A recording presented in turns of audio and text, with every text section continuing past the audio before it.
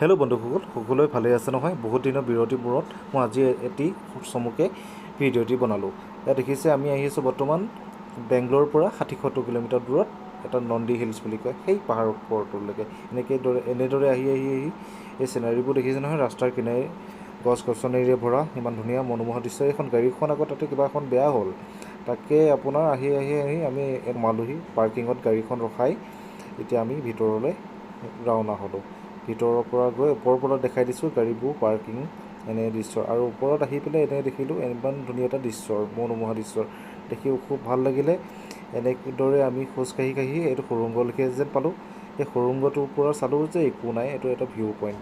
তো এনেদৰে মোৰ বন্ধুজনৰ লগত ধেমালি ধুমুলা কৰি মেলি আকৌ এইফালে চাওক ইমান ধুনীয়া সৌন্দৰ্য। আৰু আহি পালোঁহি আমি এটা ওপৰত থকা নন্দী হিলছ বুলি কয়, নন্দী টেম্পলছ। তো ইয়াতে চাই মেলি কিবা কিবি